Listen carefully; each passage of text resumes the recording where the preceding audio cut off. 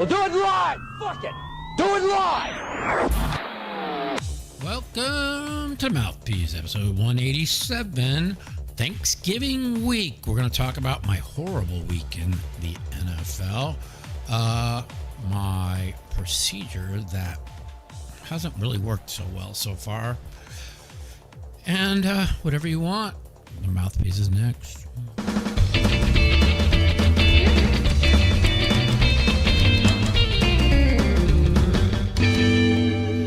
What up? Welcome to the Mouthpiece. Sorry I haven't seen you guys in a couple weeks. Went to Seattle a week ago Thursday. So that was, what's that, 10 days ago? Yeah. To get this procedure done. They said I wasn't going to get any relief for 6 to 12 weeks. But my pain levels have actually gotten worse, and it's been a really rough, like 7-8 days.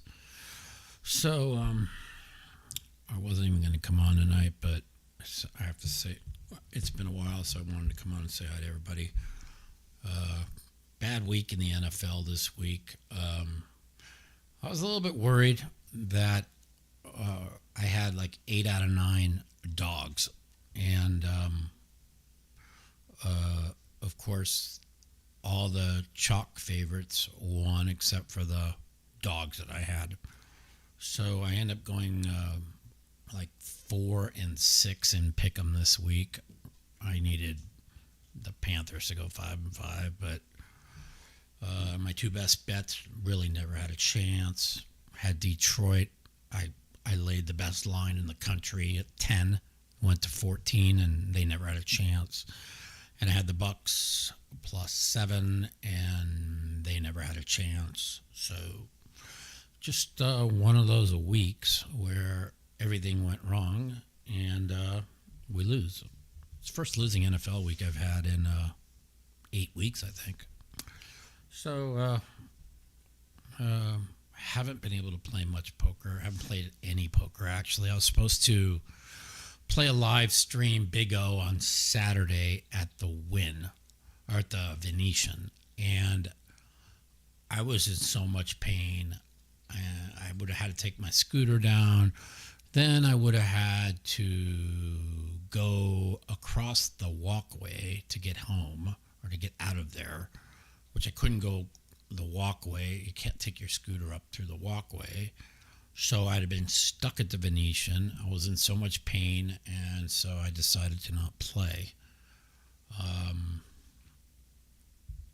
It was just a decision I decided which would probably be the right decision to make.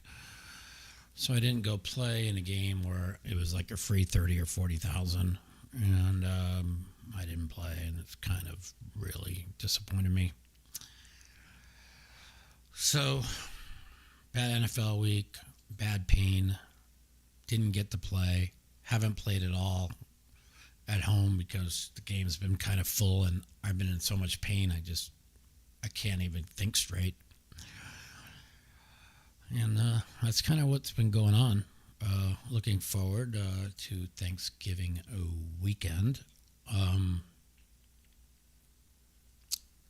Thanksgiving week, NFL games on Thursday and Friday and Saturday and Sunday, and I'm gonna go see my mom Thursday for Thanksgiving, and my brother, and that's kind of about it. You know, not really doing much. I wish I could tell you things were good, but they're not. But they'll get better. That's all I can do is hope they get better. This is like the longest I've gone without playing a hand of poker in, I don't even know, like maybe my life. I have not played one hand of poker for 3 weeks. 3 weeks without playing a hand of poker. And I kind of miss it. And I think it's driving me fucking crazy between the between not playing and the pain and whatever. So we have the WPT Championship coming up at the Wynn. That's like December 9th, I think. I'm going to get another procedure hopefully done the next week sometime. And hopefully that's supposed to give me some instant relief of this pain. So if that works out, then I'll probably play at the Wynn. If it doesn't, I probably won't.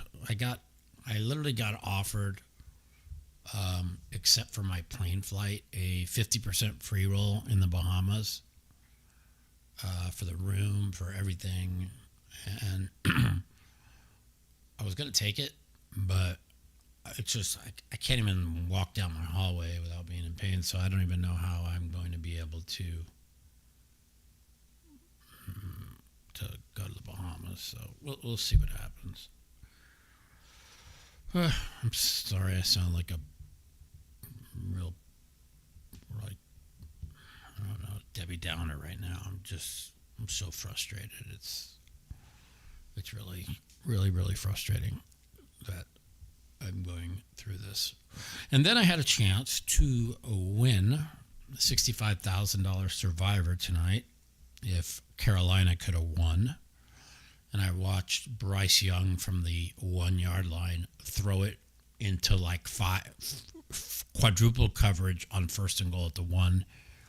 And then I watched him throw it again. And I don't even believe what I watched tonight. The San Francisco was so bad. I mean, imagine giving up 20 points to San Francisco and having plus 7.5 in the game and never having a chance. It's like Bryce Young is so bad. But when I had Atlanta last week, he had no problems coming back from 14 down to beat Atlanta. Yep. Carolina and the Rams. I'm on the wrong side of the Rams in every single game there is.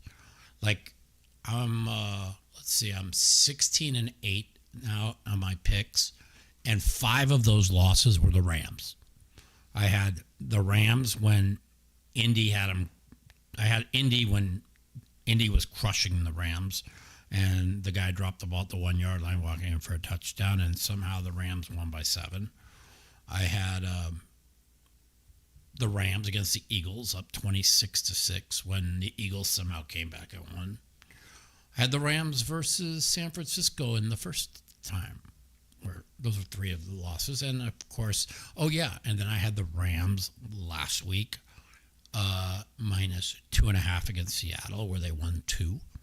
And then, of course, I had the Bucs against the Rams this week, and I am 0 for 5 on the Rams and lost 2 survivors. So, yeah. The Club WPT ad was funny. The only people fucking whining about it are libtards, man. Just ridiculous.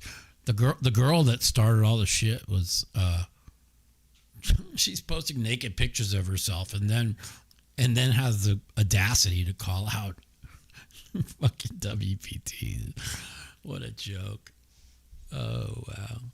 I had I won 3 games this weekend. The Cowboys plus 3.5. The Indy Colts plus 3.5. How Indy lost this game is the coach. I've never seen worse coaching than what I witnessed this weekend. I watched Indianapolis with 9 minutes to go lead by 11. They had 3 possessions in the fourth quarter.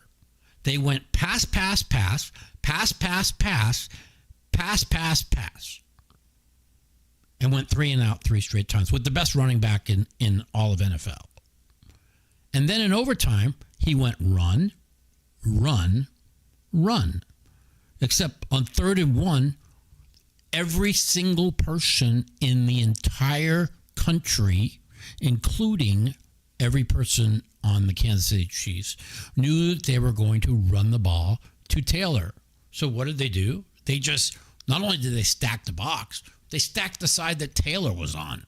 And he had no chance. The play calling by Steichen is so bad. I can't even believe. I told you guys I had a dream that Colts won the Super Bowl, and I've been all in on them since the beginning. And they do have the best team. But when you have a coach that thinks Daniel Jones is Patrick Mahomes, and because Jones was 16 of 20 for 180 in the first half, did they understand that they're going to make adjustments on the past game? Of course they did. And then they never run Taylor at all. Think about that. Kansas City got ridiculed. Like, the coach of Kansas City was ridiculed for not running the ball in all their losses. So what does he do? He runs Kareem Hunt 30 times against Indianapolis. Kareem Hunt, guy gets like 2 yards a carry. But Jonathan Taylor, the best running back in the league, he runs it 15 times the entire game and thinks Daniel Jones is just going to be the greatest quarterback in the world, and they just lose. I don't even understand it. The coaching I was. My other top pick this week was Arizona, and I bought it up to 3. I got a push in this game. And the coach and the player is an idiot. He gets a first down at the 9-yard line with 25 seconds to go, and the coach doesn't call timeout. And first of all, the player, when he gets the first down, he spikes the ball. So they have to run and go get the ball, and the coach never calls a timeout. If the guy doesn't spike the ball and the coach calls a timeout, they have the ball with 25 seconds to go, first down at the 9-yard line, and they get 3 chances at the end zone. Instead, the coach lets the clock go to 5 seconds, and then they kick a field goal. I just never seen anything worse than these fucking coaches. But anyway, yeah, well,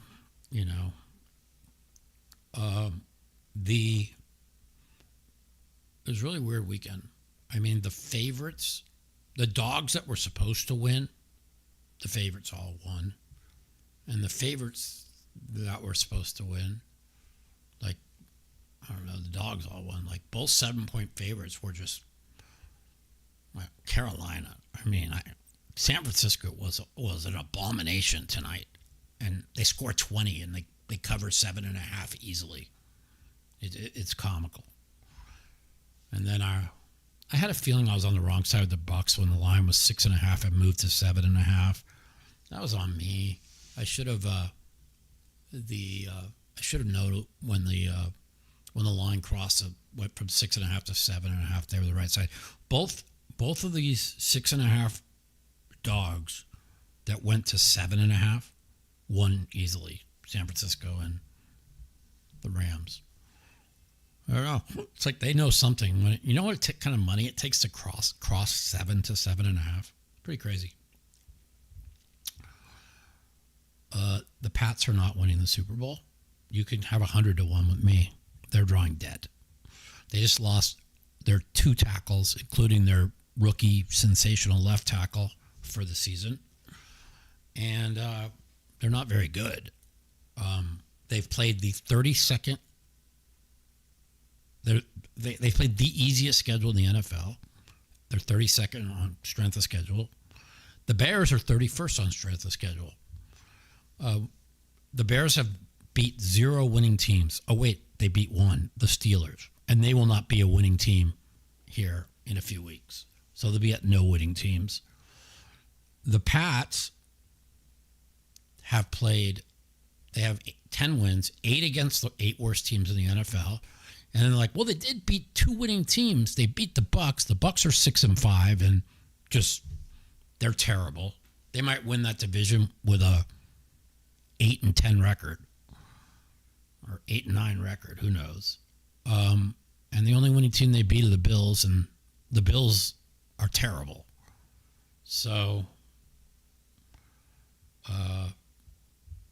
I'm sorry for you. I just don't think the Pats have any chance of winning a playoff game. None. 0. They will not win a playoff game. You could bet me they don't win a playoff game. So, in the Ravens, Lamar Jackson looks absolutely horrible. They finally fixed the defense, and the offense is abysmal. Matter of fact, I'm telling you right now, they are going to lose to the Bengals this week.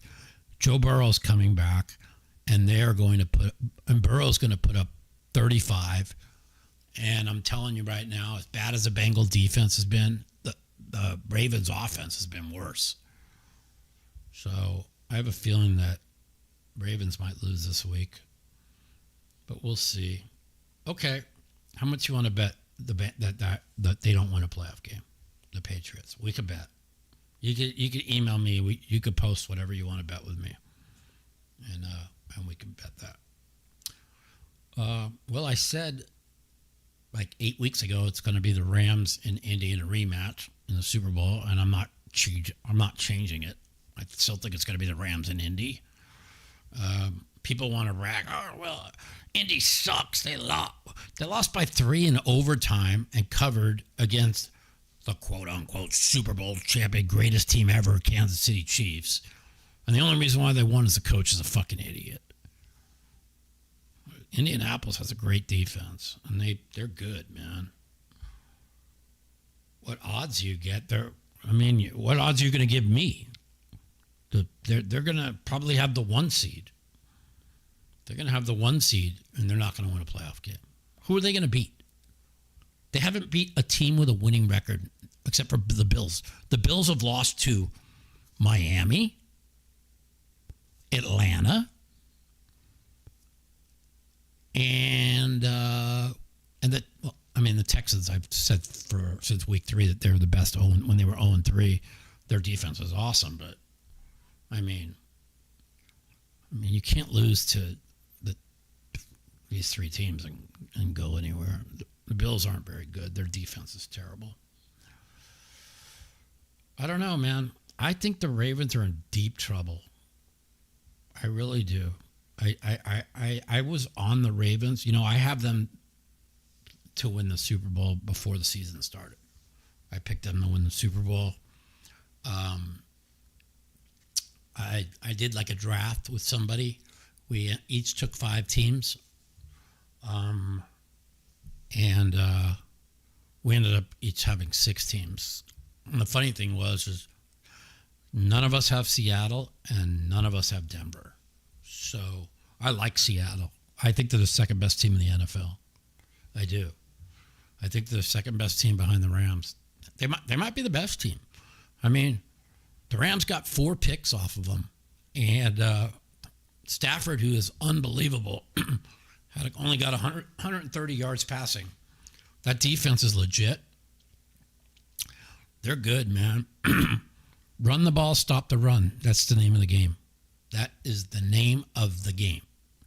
And the reason why I had Indy to win the Super Bowl is they run the ball and they stop the run. Now, why have they struggled to stop the run lately? Well, DeForest Buckner's been out.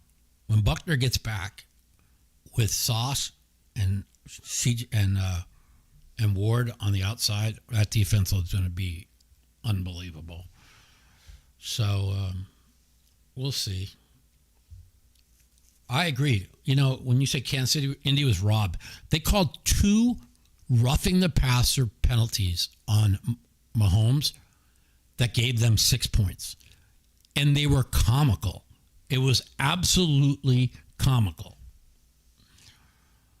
Well, they had 22 yards game because they never ran the ball. You have the best running back in the entire league with a 20-9 lead, and you never take time off the clock or run the ball once. How? How's it possible? If they know you're not going to run the ball, it's real easy to key on Jones. Jones is only good when you have the threat of the run. The coaching, the play calling in the fourth quarter was terrible. And I said it all day. And then when I turned on SportsCenter, they were talking about how awful the play calling was and how did they not run Taylor. And I was watching today Nick Wright talk about, they were talking about, well, he likes to suck on Kansas City. Like they're the greatest team ever. But like, how do you not run the ball? It doesn't even make sense. No, 2 roughing the passer penalties that were phantom. 1, he didn't even tackle the guy, they called it. And they would have had to punt. And they got 3 on that one. It's ridiculous. This is their last year for Taylor Swift money, so they're going to have to try and do anything they can to get them there. So I don't know, man. I just thought Indy was. Here's the thing, like for 31 minutes of that game, Indy dominated both sides of the ball. And because the coach is an idiot and he passed it through on 9 straight plays on 3 straight possessions, everybody thinks, oh, Indy sucks and Casey's good, right? And they're like, oh, Daniel Jones, look, he had 22 yards in the 4th quarter. Well, what did Mahomes do in the first half? He threw a pick 6, and he had 100 yards of offense. They forget about that, that doesn't count. Well, Mahomes has a bad half, it doesn't count. Yeah, my Lakers look good.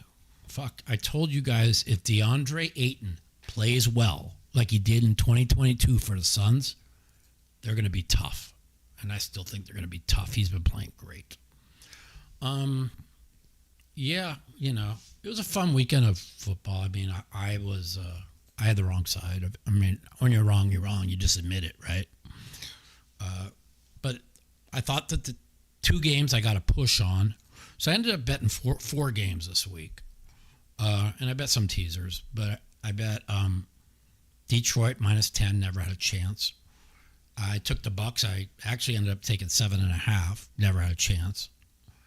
I bet Arizona +3. That's just the coach is the worst coach I've ever seen in my life. How he doesn't call a timeout when they got the first and goal at the 9 and take 3 shots at the end zone. He just lets it run down.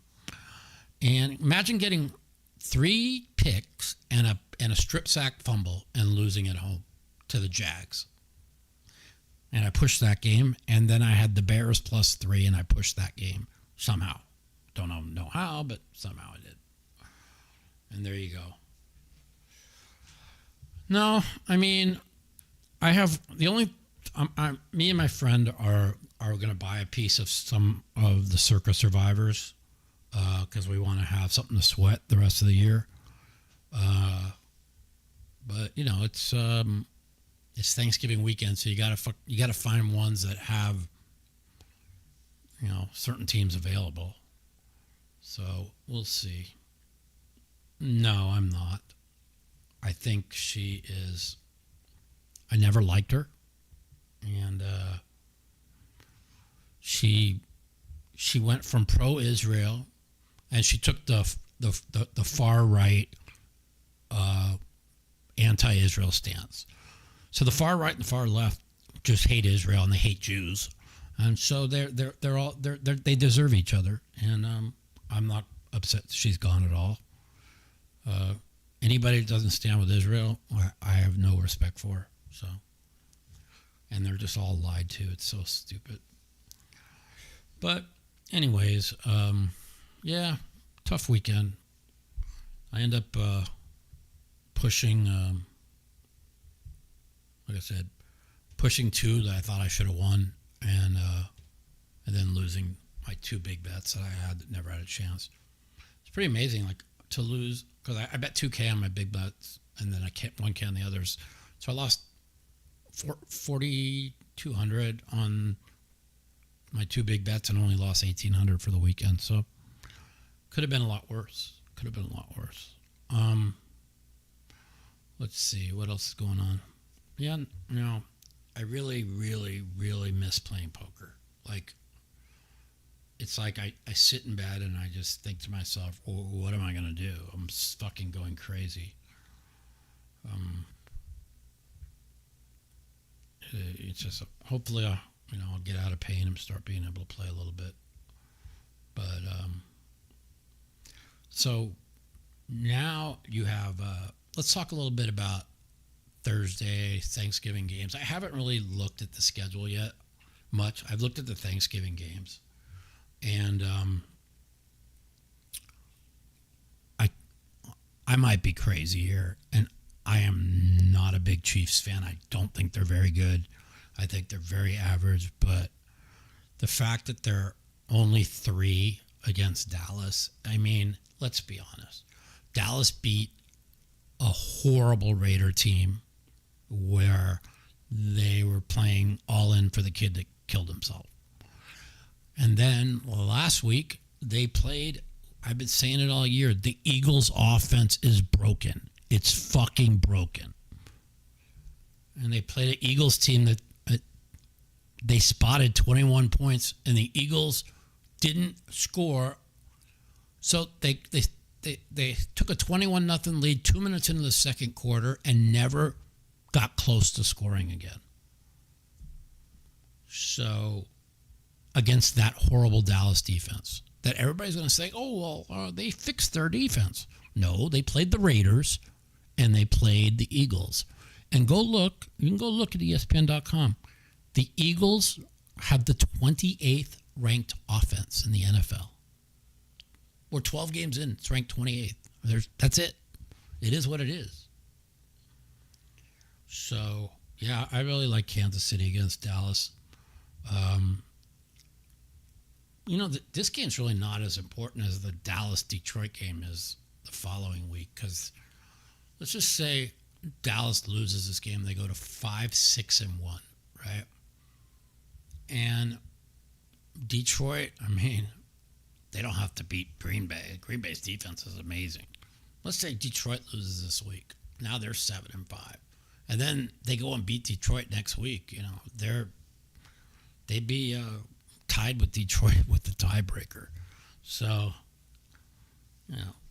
this game ain't near as important as the game against Detroit next week. The thing is about Hurts is you could say he was like, what was he like? 26 of 32 for 295 yards and 2 touchdowns. But he wasn't very good. I mean, they didn't get a yard in the second half. It was crazy. Or even the third quarter. They got it all in the first quarter. The Eagles are not the best team in the NFL. The Eagles suck. The Eagles are fucking an atrocity.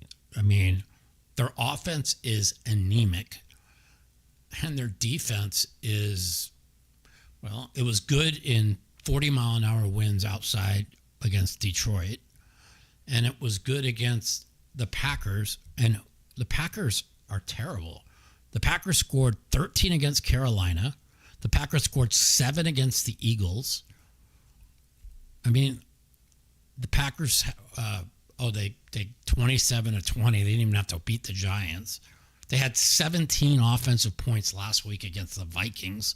The only reason why they won is the idiot punt return guy gave them 7, and McCarthy's awful. That was my big bet, one of the bigger bets. I lost 2 teasers on the Packers, or on the Vikings plus 13. They gave up 17 points on offense, and I couldn't win a teaser plus 13. Yeah, that one kind of hurt too. Well, Cincinnati's not at home. They're on the road against Baltimore. But I think they got a good chance. I just do. There's something wrong with Lamar. There's something wrong with Lamar. He was like 18 of 23 for like 100 yards last week. He was terrible against the Jets. So you ask about Matthew Stafford. So me and my partner made a bet just now, actually 5 minutes before we started and got on this show. We bet $32,250 on Stafford to win MVP at minus 215 to win 15,000. That I have 10 of it. He has 5 of it. If Stafford doesn't get hurt in the next 3 games, how is he not going to? Who's going to beat him for MVP? I mean, Drake May had a terrible game last game, threw a horrible pick 6. And they played the softest schedule, where the Rams have played the hardest schedule. Yeah, what could go wrong? Don't worry, he'll probably break his throwing hand next game, because whenever I make a big bet like this, I lose. What's funny is I had already bet 2,000 on him at 5-1, and now I'm betting. Think how stupid I am. Now I'm betting 21,000 to win 10,000. I'm laying 2-1 for the big money, and I bet like 2,000 at 5-1. I'm an idiot.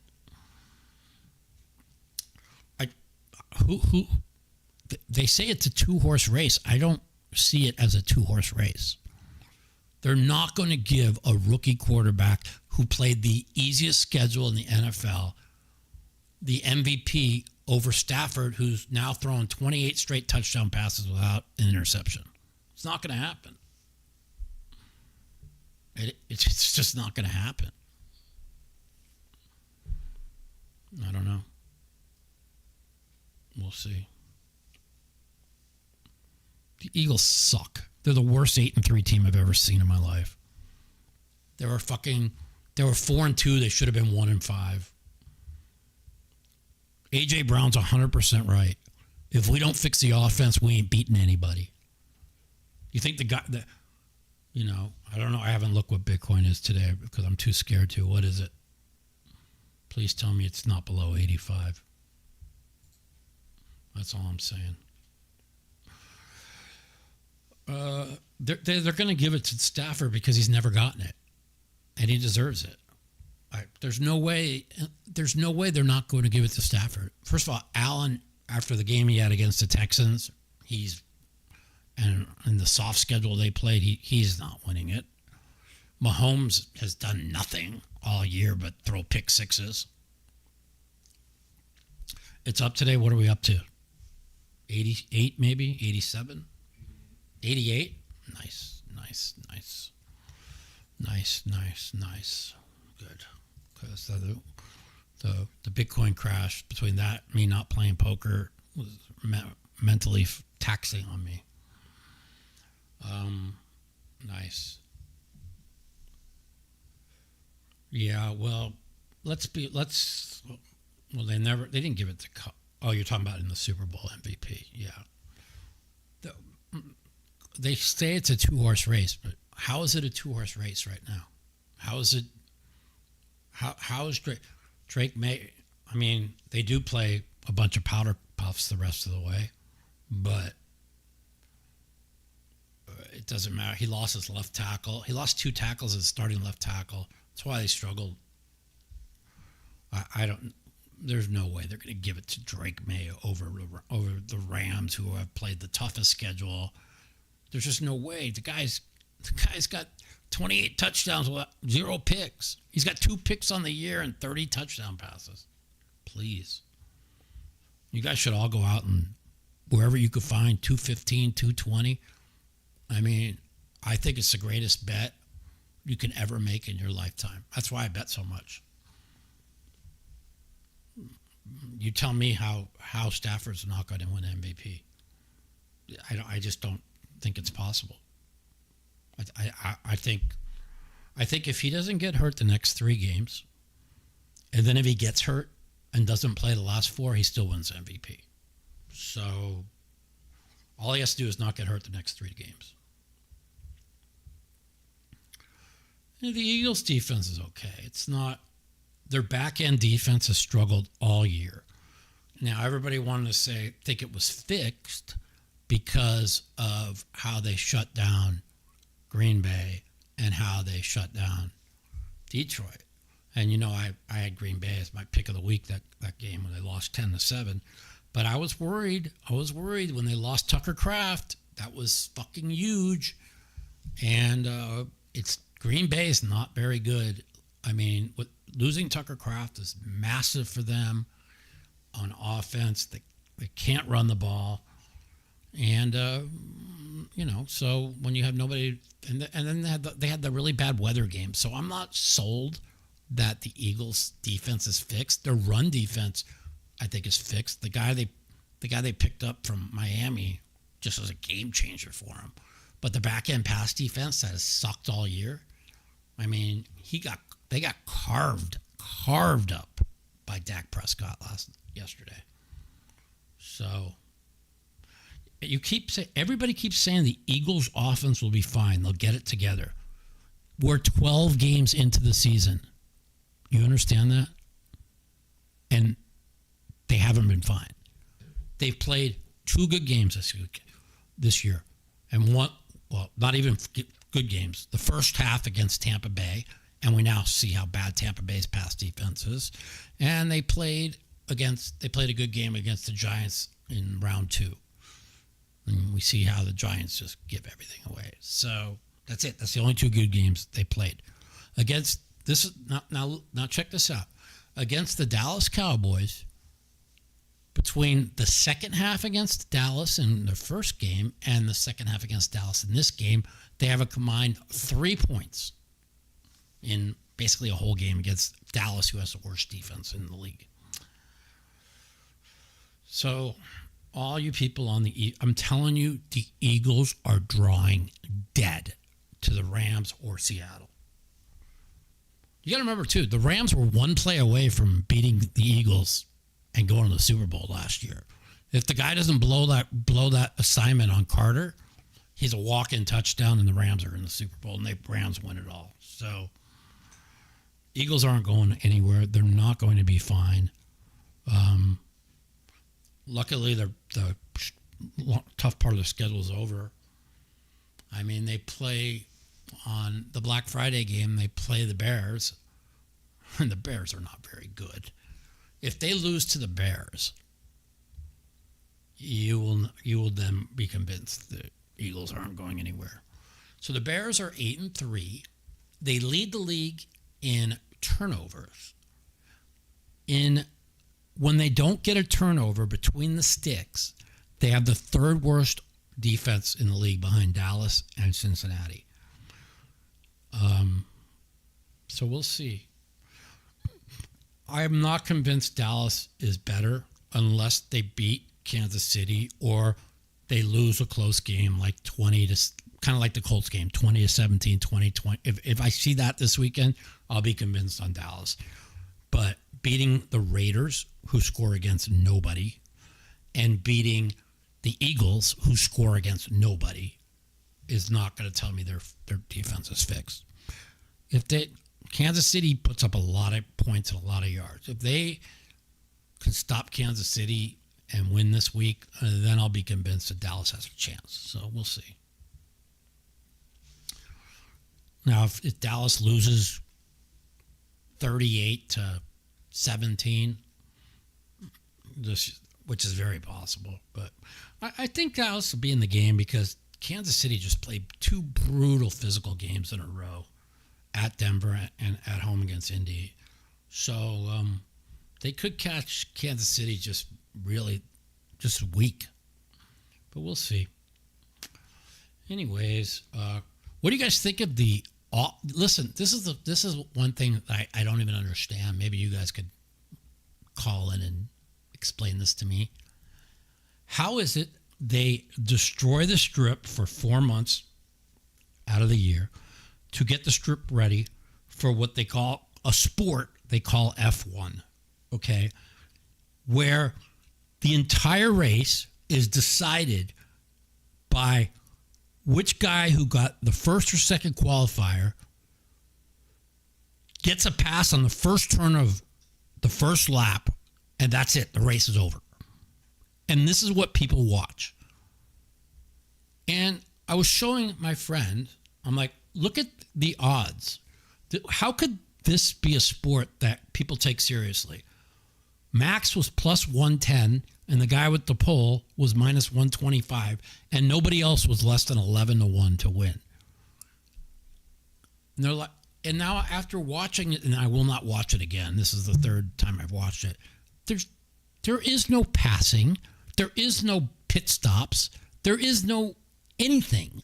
Whoever gets out in front then just blocks the other person, and it's like whoever gets first or second in qualifying just wins. It's the dumbest fucking sport I've ever seen.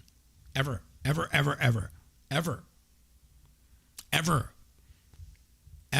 I can't even believe they destroy the strip for 4 months to see who gets a pass on the first turn of the first lap. And then the commentators talk all kinds of gibberish for the next 90 minutes. And then they put off fireworks and fake champagne, and they call this racing. It's the most ridiculous thing I've ever seen. I'm serious. I'm not joking. I tried to figure out what's going on, try and like it, but it's like there's no drama. There's no like 1, 2, 3. There's no cars like jockeying to try and win a race. Like whoever gets out in front just wins. But it's true, right? All right, guys. Man, I've been talking for 45 minutes. Let's get some phone calls. The Mouthpiece. If you'd like to take part in our phone call segment, you can give us a call at 702-329-0480. And if you're a snowflake or a pussy and you don't want to talk to me, you can email me at mouthpiecepodcast@gmail.com. Also, follow me at the Mouth Matiso on Twitter for times that our call-in segment will be live. 702-329-0480. Give us a call. We can talk about football, Thanksgiving, poker, whatever you want to talk about poker. We can talk about politics. I had to block our boy Brandon Wong off of my Twitter after I said I followed him because he was following me. And then he just was spewing just garbage shit that he, I mean, I'll tell you what, the man has never in his life had a thought for himself. He just watches MSNBC 24/7. Pretty sad.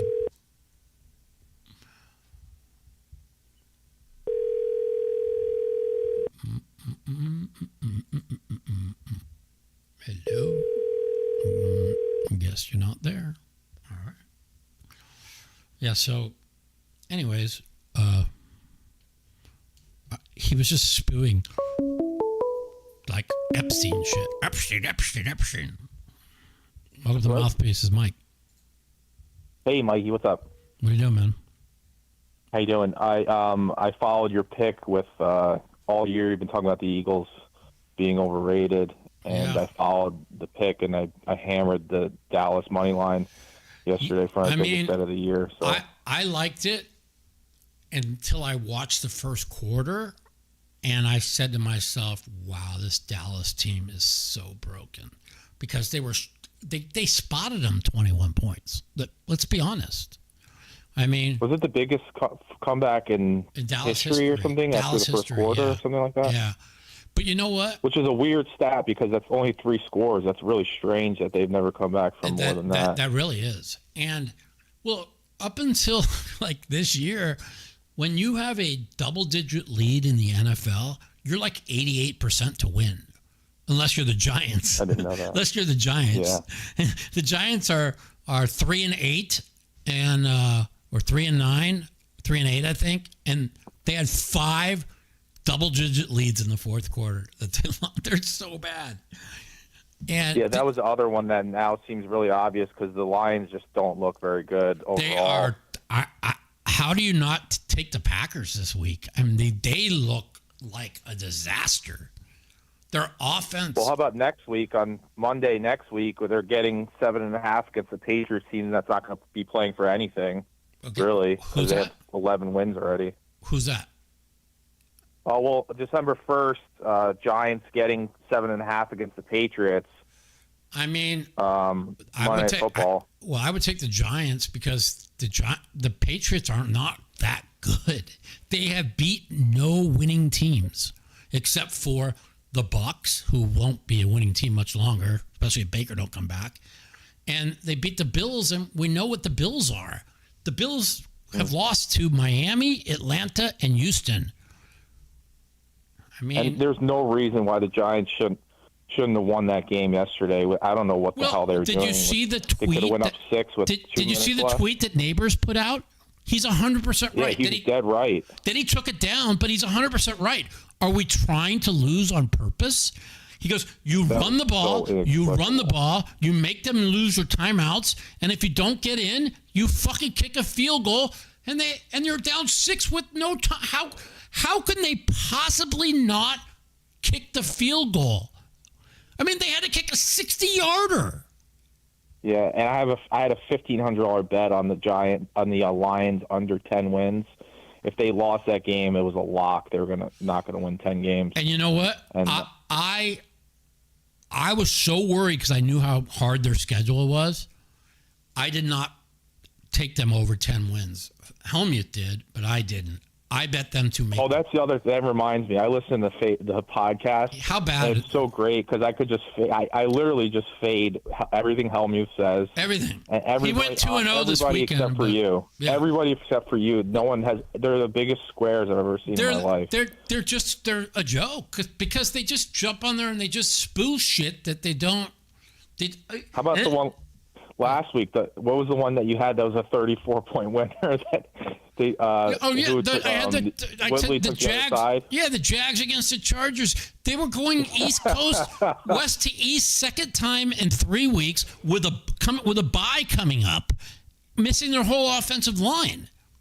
I mean, that was the easiest cakewalk ever. But and the other one, I got really unlucky on. I mean, my other game. What was the other game? I went 1-1 last week. It was just Mike, you ever think about if you were as sharp as you are now, if you were betting when you're betting 20,000 a game? Oh my God, you'd be up 10 million. I've always was somewhat sharp, knew what I was doing, but I was a tilter, and so if I lost a game, or like if I took a bad beat, I would just go crazy and then just fire 10,000 on every game I had no interest in. And sometimes having too much money is a bad thing because then you're not analytical with your picks. You're just blasting because you're at your sports book's right in front of you. You got all this cash on you. You just fire it in there, And listen, first of all, I mean, I was just completely dead wrong this week. But when I laid 10 and the line went to 14, I felt pretty good. I mean, I probably should have took the 14 and gone for the middle is what I should have done, Mm-hmm. But you know what the other thing that's interesting is like all these scandals that are coming out with the sports betting and stuff. Mm-hmm. This stuff comes out because now we have text messages. We have all this data, and you can uncover things like this. Yeah. But if you don't think this stuff was going on back in the day too, and then no one knew about it, you're so wrong. This stuff's been going on forever. No, with the athletes in on it, especially when these guys were making $1 million a year. I'm not so sure as much as you think because people really didn't know what there was no Pinnacle, there was no Chris, everybody, all the bookies were just like using pen and paper. So, back in the day, so it's like. You could lay three. You didn't have the player props back then either. You didn't have any of that. That's the other thing that's so easy to manipulate. Because even if you're on a football team and you don't catch a pass, it doesn't mean that your team's not going to cover. I was around when they first came out with halftime betting. When I was like 17, 18 years old, right? Before that, you bet the game and that was it. There was no props. There was no nothing. Yeah, basketball is the easiest sport to manipulate, but.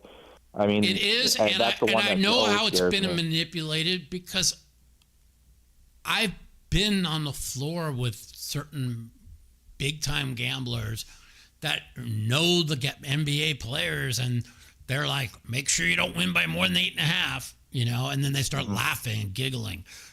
If you watch Draymond in the fucking playoffs last year against the Timberwolves, right? He's like 5.5, right? He was literally telling everybody the line was 5.5. Do you remember that? That's incredible. I mean, that's incredible. They should never. But when all the basketball players know all the poker players, and I'm not saying that I don't know anybody that's ever thrown a line, but they know what the lines are.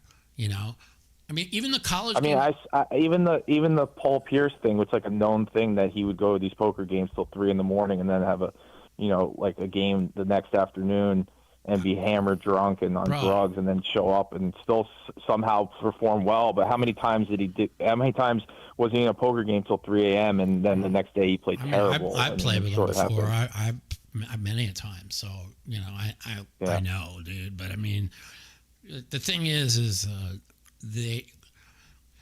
I don't know.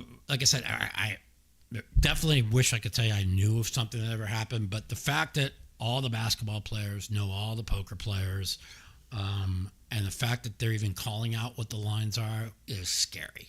They should never even. Yeah, there's that one clip where the guys are talking on the bench and they were up by 13 and they were all overreacting for no reason. It was the Warriors, right? Yeah. That was another Warrior game.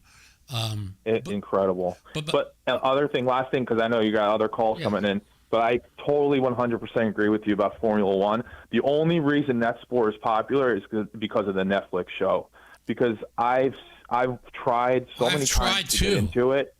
It's brutal. It's a brutal sport. Like the Monaco race, especially. Monaco is supposed to be the best race of the year. That's the Super Bowl. Yeah.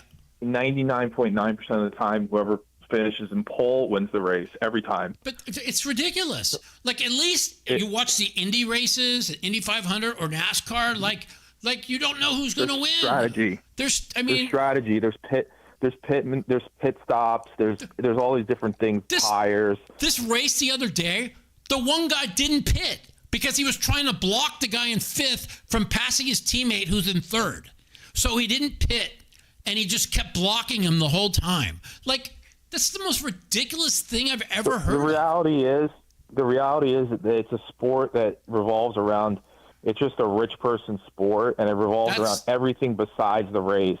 It involves like the paddock beforehand and all the ceremonies they have, and all parties and stuff. I have a text stream with a guy who's a NASCAR driver and who's really into racing, and he's like, "Oh, it's a rich man sport. It's all about whoever has all the money." I'm just like. But it doesn't even make sense. Like I remember watching Formula One back when what's his name? The guy Senna. Yeah, Senna. I would watch a lot of those races, and there was all kinds of pit stops and lead changes. Well, the cars weren't supercars like they are now either. Like it's like the problem now is that there's like one or two manufacturers that make the cars that are much better than the rest of the field, right? And you're drawn dead if you don't have one of those two engines. Well, I mean, why do they have 20 cars in a race? Like, there's not a race of 20 cars. When I was looking at the odds, because I was thinking about betting it, and I saw Max was plus 110, the other guy was 125, and everybody was 11-1. I'm like, you mean they closed the strip down for one of two races to win, and then after it's not about the race. It's not about the race. It's the $100 million that it brings in besides the race. You know what I mean? It's not a race. It's not real. It's like fake. Yeah. Like everything's fake. It's like. If you follow it all, there's one or two teams that win every year, and then there's teams that compete for the middle of the pack. So like the 6, 7, 8 teams, they're the same teams every year. So and then there's the bad teams that have 0% chance of winning. So it's not like any other sport where you have once in a while you have like this dark horse comes like the Jays this year in the World Series. That will never ever happen in Formula One. Well, they gave that World Series away. Whew. Oh yeah, that was brutal. Yeah, but that was the thing. It's like, so I watch that the first they start the race right there in front of the Bellagio. They're all waiting to start. They get the green flag, and then boom, they're off to the first turn on Harmon and the Strip right by the Aria, and whoever gets through the first turn there wins the race 3 years in a row. And you know what the funny thing is? That's a better laid out race than most of the other races. Most of the other races are actually worse. But there's no other place to pass. The only place you could pass is at Harmon and the Strip. That's it. The rest of the racetrack is just, what is it for? Like, you can't pass anywhere. Just like Monaco. Monaco is the worst one of them all, if you look at that one. It doesn't make sense. The whole sport doesn't make sense to me. You should be able to have enough horsepower to draft behind somebody and pass somebody. This race here, and then you know how fake it is? Like Norris after the race, while they're interviewing him, he's like, yeah, I let Max win. I screwed up at the beginning. And so he's basically telling you, oh, I let Max win because he beat me on the first turn of the race. Think about that for a minute. The race is over. Why even bother watching it's 90 minutes of hogwash bullshit. I mean, yeah. There's a reason that there's a reason why they put every bit of effort into pushing that Netflix show, because without that show, the sport was dead. It makes because sense. Of what exactly you said. And then you think about this, what I'm saying right now. So then after the race, you have to pay attention to all the props that it's going around, right?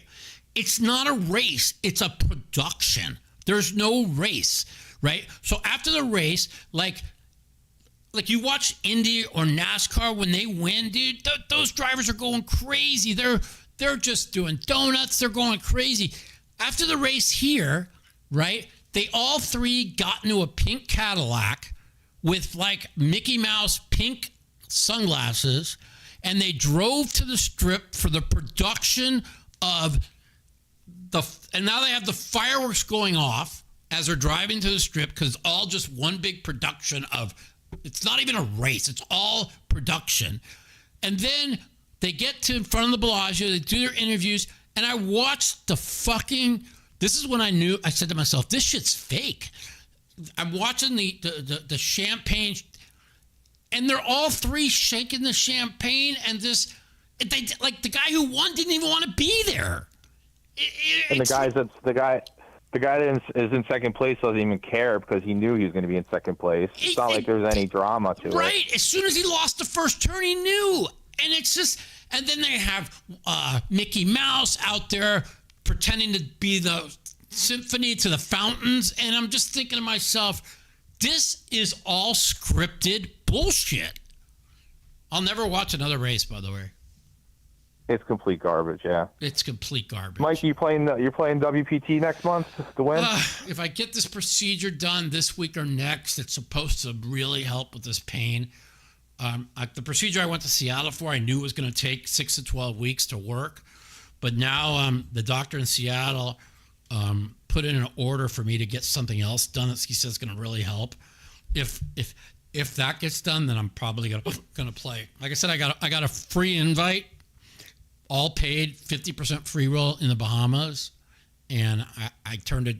I think I'm turning it down because it's too hard on my body. And plus, that the fields are going to be a lot tougher in Bahamas. The fields are going to be so much weaker at WPT. Bahamas is going to be weaker, you think? No, WPT, dude. WPT is a much better field, yeah. Yeah, I mean, and they have mixed games, and they have the senior events, and they have. But the truth of the matter is, if I'm not out of pain, I'm not going to get a room this year. I'm not going to do anything. You know, it cost me like $30,000 the last 2 years. I haven't had very much luck there, but it's been a lot softer. I'll tell you that. But we'll see. You know, I haven't played it. I haven't played much poker. It's tough. You can't just be dry and then just go in and start playing. You have to be in a rhythm. No, of course, yeah. I just won one for $42,000 a couple days ago, so it was nice. Good. Yeah. Yeah, it's good to win, and once in a while. Yeah. All right, my man. All right, Mikey. Have a good one. Have a happy Thanksgiving, man. Have a happy Thanksgiving. Bye-bye. Take care. All right, happy Thanksgiving. Bye. Yeah. All right. Hey, thanks a lot. Yeah. If you haven't signed up for WPD Gold online, use promo code MOUTH. Promo code MOUTH at Club WPT Gold. 702-329-0480. We will see if we can take 2 or 3 more calls and see what's going on. What are the lines this week are the Eagles are 7 on Friday, which I don't know. I mean, the Bears are supposed to get a couple of their defensive players back, but I don't think they're very good. 2.5 Detroit. You know what I do like in that Detroit game is the under. I saw a 49 total, and I don't even understand this total because they don't give up anything. The Packers, they gave them 6 the first time. Detroit's offense looks broke, and the Packers don't score. The Raiders winning. Where are the Raiders winning? Yeah, everyone in Circa is going to be on Philly for sure. There will be the chalk. They don't have to win. Oh, Philly coming off a loss. If you've watched Philly all year, that offense has looked like this all year, no matter who they played, except for the second game against the Giants and the first half against Tampa Bay. This offense is broken. You know, the Eagles without Lane Johnson are 1-10 lifetime. Welcome to the Mouthpieces, Mike. What up? Hello. Hey, Mike, it's Tony from Philly. What's up, buddy? How are you? Oh, I'm doing great. The Philly media around here is acting like the world's coming to an end with this Eagles loss. Well, because drive me insane. The world should be coming to an end because they're not very good.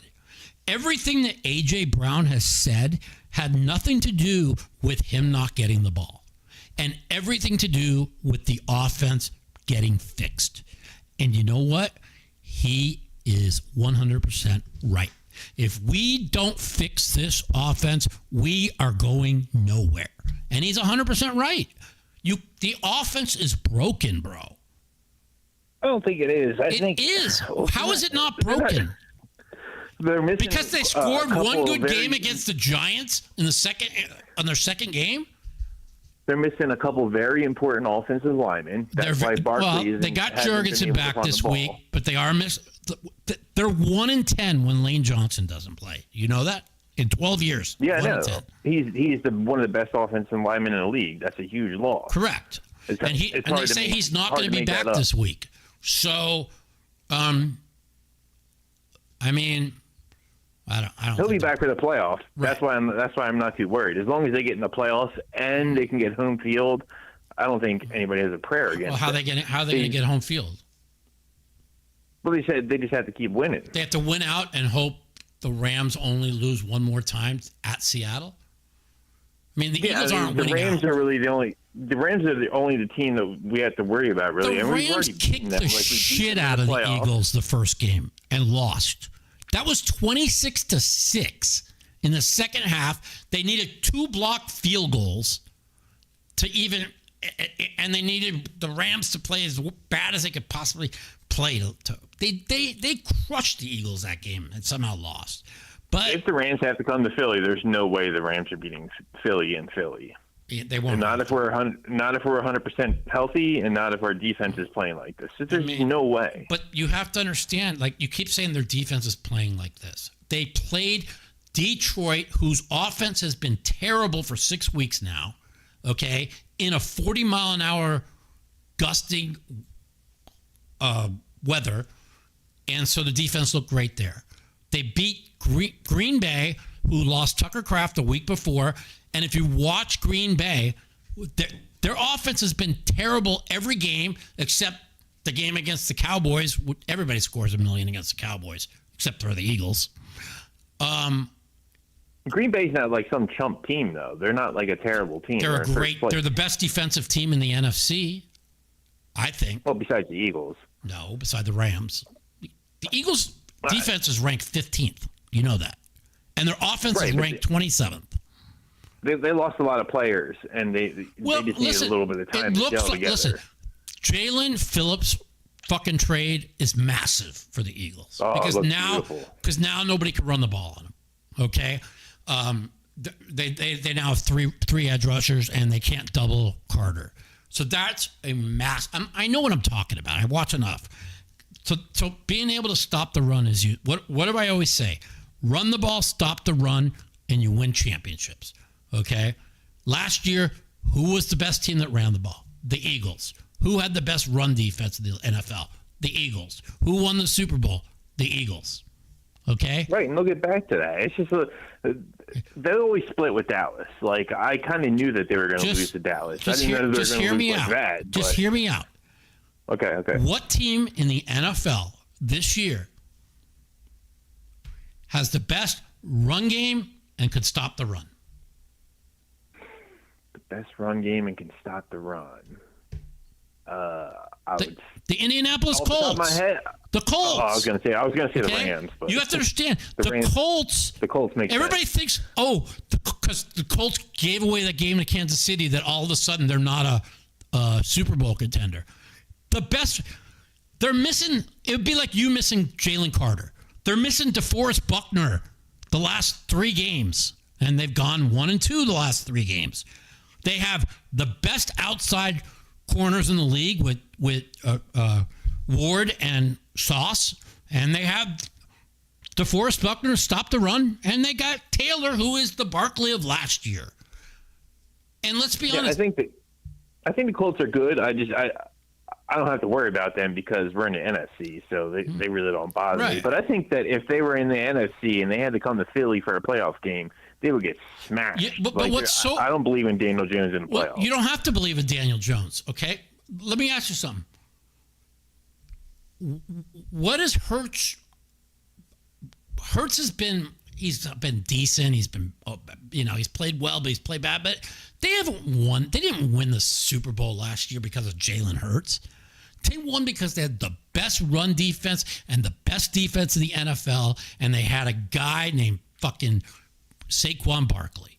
And once They've been you have 2 of the 3 last Super Bowls, and in both of those Super Bowls, Hurts outplayed Mahomes. So I'm not really worried about Jalen Hurts right now. I agree. And listen, the truth of the matter is he's got 22 touchdowns and 1 pick. It's not like it's what he's been doing in between. And here's the thing: if you cannot run the ball, you cannot throw the ball. Okay, this is why I'm so mad at fucking Steichen last week. He didn't run the ball. He threw the ball 3 straight possessions up 20-9. He threw it 3 and out, 3 and out, 3 and out. Threw it all 3 times. He acts like Daniel Jones is Patrick Mahomes. Daniel Jones is fine as long as you run the ball. If there's no threat of the run, he's easy to defend. His receivers aren't great either, Daniel Jones. I mean, I like Pittman, but he's not like a world beater. They gave away the one guy, which I'm happy to the Jets in this Sauce trade, but I'm glad they got rid of him. He cost me that game again. There's only one team that has beaten the shit out of the Rams this year, and that was Indy. And they lost the game because the guy Mitchell dropped the ball at the 1-yard line, which put him up 27-13. And then they stayed in the game. They tied it, and then they had the 88-yard touchdown pass to win by 7 when I was getting 3.5.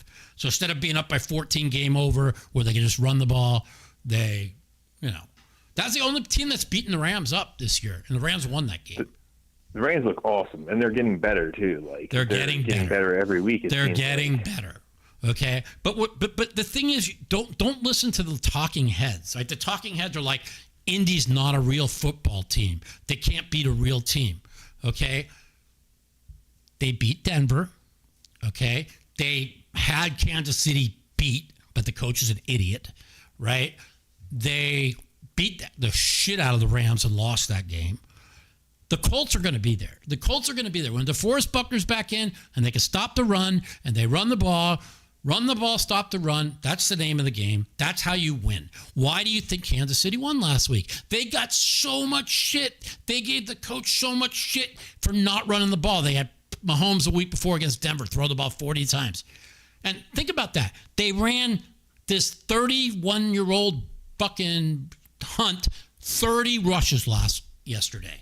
30 rushes. But the coach of Indy, who has the best running back in the league, ran it 15 times for 60 yards. I mean, I look at Indy kind of as the same way as I look at Seattle. Like, do you trust Sam Darnold in the playoffs on the road? Like, do you trust Daniel Jones in the playoffs if he has to go on the road? Well, I think they're going to get the answer to me is no. I think they're going to get the 1 seed. And, this is the game I'm scared the most about right now is this one coming up against the Texans, because I'm telling you right now, the Texans defense is absolutely lit. Might be the best in the league. You know, well, them and Denver are they're breaking records. And Denver's not 9-2 because Bo Nix is great. Give Bo Nix credit. He's got 5 fourth quarter comebacks. You know, give him credit. Yeah, Bo Nix looks good. You know, but their defense is nasty. It's fucking nasty, dude. Last thing I'll say about Philly is if they go 13-4, which is roughly what I'm expecting, I don't. You really think they're only going to lose one game the rest of the year? Yeah, if you look at their schedule, I mean, saw the schedule. They're really not playing anybody. No, they've got like one tough game, and what do they play? The Lions? No, they play Buffalo. Yeah, and but who's Buffalo? Chicago. Buffalo's defense is terrible, but their offense is good, and so what you're going to see is you're going to see kind of like what Dak did, and will they be able to score? I mean, everybody scores on the Bills. I mean, they spent all the money for the defense in the offseason. Now, they do have a lot of injuries, you know, don't get me wrong, but and they're getting worse every game, seems like. I mean, I have them, my biggest bet, 17,500 to win 10. Over 11.5 wins, and I'm dead. Yeah, you might be. I have to win out. Yeah. They're 7-4. I don't think they're beating Philly. Good defense. I mean, I guess I'm sorry. I could lose one game. 12-5, I could lose. And they don't play. They have a really soft schedule going down. Who was it that just beat their asses? It was Miami that just beat their asses. That shit was crazy. You know, Miami's 4-7, and they gave away like 5 games. Literally, the Miami's played 2 bad games. Game 1 against Indy, and the 50-mile-an-hour rainstorm in Cleveland, where Cleveland has the best run defense, and that's when Tua had 3 picks trying to throw the ball in 50-mile-an-hour winds because they couldn't run the ball. That's why Cleveland was a favorite in that game. So that's the only 2 bad games they had, and their other 5 other losses, they should have won 4 of them. So they're a much better team than their record. But, you know, you are what I just couldn't believe their defense did that to Buffalo. Like, that was shocking to me. Yeah, like, because Buffalo couldn't do anything to them. And they lost their best corner, Stormy Duck, the week before for the season. Their run defense. I mean, their run defense. And we got Phillips terrible. from them. Yeah, and you got Phillips. I mean, think about that. You gave up a 3rd-round pick for Phillips. Look what Green Bay gave up for Parsons, and Phillips is right.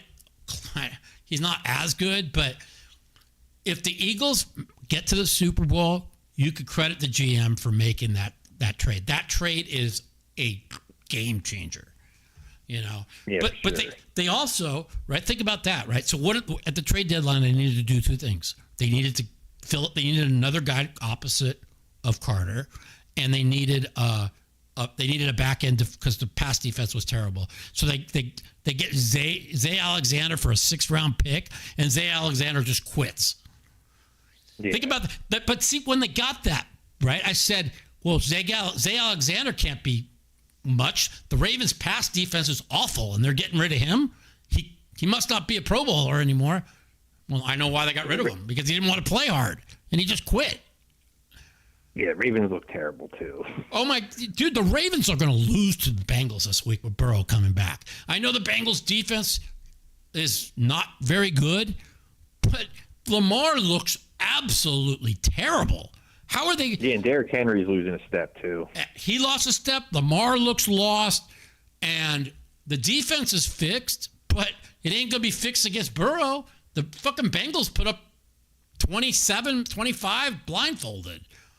You know, their run game's starting to come together a little bit. Cincinnati. Yeah, I'm telling you right now, man, the people that are using the Ravens this week in Circa Survivor, I honestly, this sounds crazy, but if I might go Green Bay against Detroit, I'm serious. Yeah, it's a must win for Green Bay, but. I mean, for the Detroit, but they're getting worse, bro. Yeah, they are. Look, take away the Washington game, Okay, let's take away the Washington. If it wasn't for game. Gibbs, it wouldn't even be close. Right. Take away the Washington game where everybody beats Washington by 20 because Washington's quit. Okay, take away the Washington game, and they will have lost 2 out of the last 4 and should have been 3 out of 4. The Giant game, the coach gave the game away. So their offense, and then take away the 3 weeks before where they won, their offense is down like 15 points a game. Their offense is, that's why Dan Campbell took over play calling. And then he had the great game against Washington, but that was just because Washington sucks. I mean, Dan Campbell play calling wasn't good the last 2 weeks. And the Eagles get them 2 more times.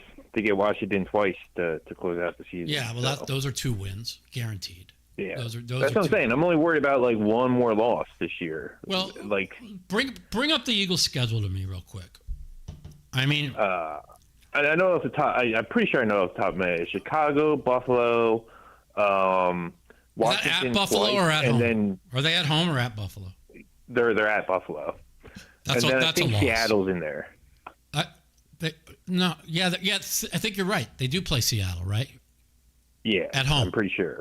I think you're right. Yep. So they got 2 against Washington. So they have they're 8-3. So we have 6 more games. So 2 against Washington. 2 against Washington. 1 Seattle. 1 Buffalo. And what are the other 2 games? The Bears. And what's the other game? They got the Giants. I don't think it's a very good team. It's a very marginal team. Yeah. It's do you know? Can you look it up? No, I'm trying to find it. I don't have if I had my iPad in front of me, I would look it up, but I don't. Yeah, I'll probably. But yeah, I think it's a 2-horse race right now between them and Los Angeles. And if we get Los Angeles, I don't think it's a 2-horse race. I think it's a 2-horse race. Okay, here. I think so it's the Raiders and the Raiders. Chargers. Yeah. Okay, not Seattle. Raiders. They play the Chargers at home.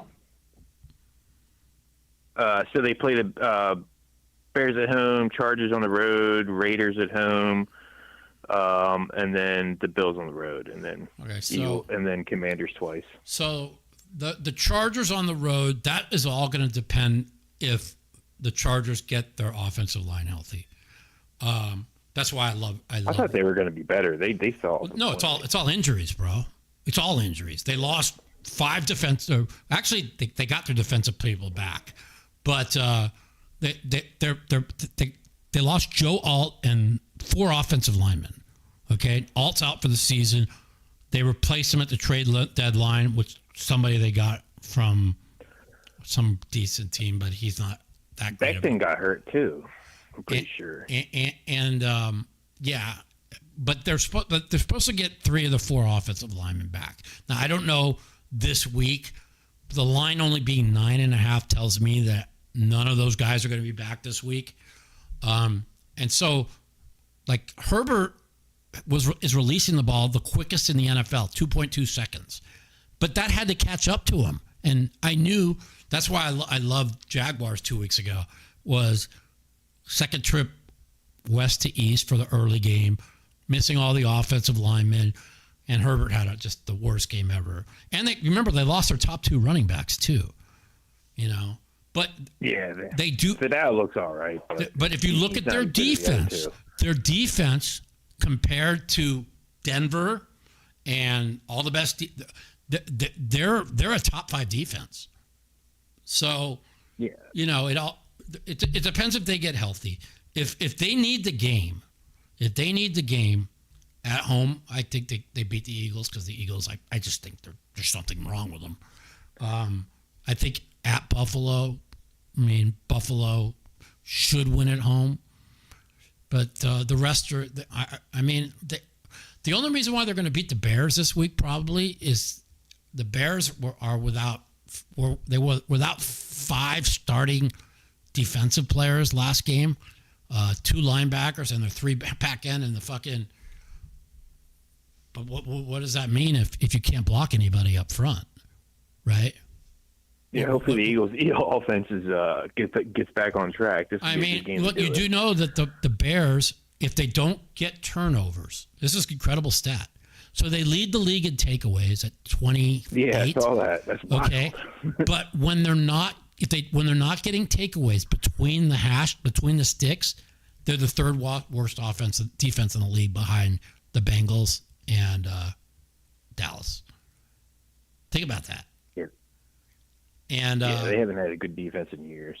But so if they don't get turnovers, but they get turnovers, you don't get but the thing is turnovers are created, but there's also a lot of luck in turnovers. And when they break even, kind of like Kansas City, 12-0 in one-score games, and they were a moron coach away from being 0-6 this year. So. Yeah, we'll see. The Eagles, if Barkley didn't turn that ball over yesterday, I think they would have won that game. He had 22 yards rushing. They can't run the ball. And they can't, without Lane Johnson, they can't run the ball for sure. Yeah. I'll tell you what. Bigsby has been running the ball. I don't know why they don't use him for short yardage. He's been running pretty good. The truth of the matter is I'm going to have to look at if the Bears are getting any of those defensive players back this week. But I wouldn't lay 7 with the Eagles. I mean, the other teams won. No, I wouldn't either. The other teams won. They're 8-1 the last 9. Yeah, they haven't beat anybody, but they find ways to win. And I don't even understand without Lane Johnson without Lane Johnson, this team ain't 7 points better than anybody. I know that sounds stupid. One player, one offensive lineman, but he's that good. Lane Johnson's a beast. If he's not the best offensive lineman in the NFL, he's like top 3. Yeah, he's up there. He's the one guy the Eagles cannot lose, and they lost him, and that's why they lost last game. And would it shock me if the Bears won? Yeah, because all their wins are against their only winning game is against a winning team is Pittsburgh, and with Mason Rudolph, but Pittsburgh's pass defense sucks. Listen, I'll tell you what. That Caleb Williams has come a long ways from where he was last year. Give him credit. Yeah, he looks pretty good. They run the ball pretty good. They don't stop the run very good.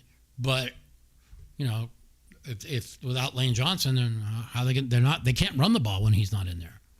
So Caleb uses his legs a lot better than I thought that he had. Like he's busted off some long runs this year. And, I remember one of the knocks on him was that he wasn't too mobile when he was coming into the draft, but he looked pretty damn mobile to me, from what I've seen.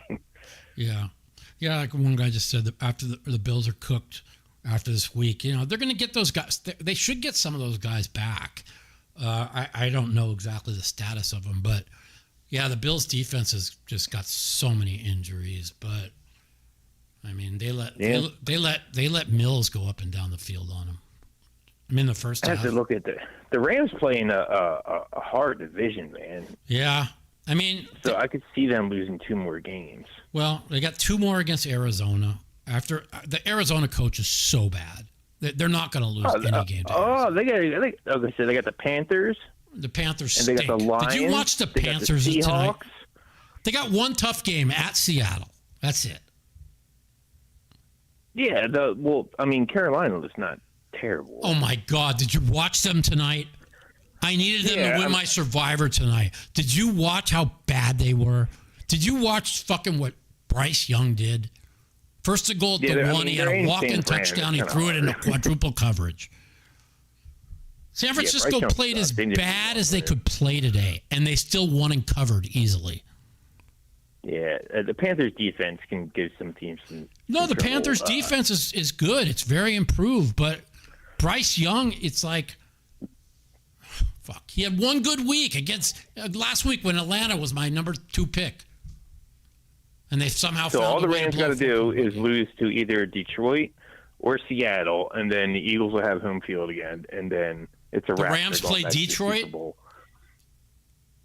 Yeah, they play Detroit and they play Seattle back-to-back weeks. When do they play Detroit? On the road? No, they're at home. They're Detroit at home, and they play at Seattle. They're going to lose the game to Seattle. And I'm going to tell you right now, fucking Seattle's good. Because what does Seattle do? I'm going to say it again. They run the ball and they stop the run. What do the Rams do good? They don't run the ball. They stop the run. But they run the ball. Williams was great yesterday. Kyron Williams, if they run the ball with that defense and Matthew Stafford, there ain't nobody beating them. Nobody. They also had to play the Cardinals twice, and the Cardinals, the Cardinals they're not suck. Great, but they're terrible. The coach is terrible. The coach is terrible. Well, the coach, they had 3 picks and a strip sack fumble for a touchdown and still lost yesterday. He's the Eagles' old defensive coordinator. It boggled my mind how he even got a coaching job. He used to be the Eagles' defensive coordinator? Yeah, before they went and hired what's his name? He's fucking terrible. Gannon. He's terrible. Yeah, Gannon. Yeah, he was our defensive coordinator the year they lost the Super Bowl against Kansas City. Like, he was already hired and like ready to leave. I'll tell you what, man. I knew Detroit had a tough fucking schedule, but man, they don't beat the Packers this week, they might not make the playoffs. Yeah, then they got to go play the Rams in a couple weeks, 2 weeks. So they play Packers this week and then at the Rams next week? No, 2 weeks from now. So they play the Packers, and then I don't know who they play after that. They play another tough game. Then they go to L.A. They play another tough game. They play the Bills? No, I think they play the Bills.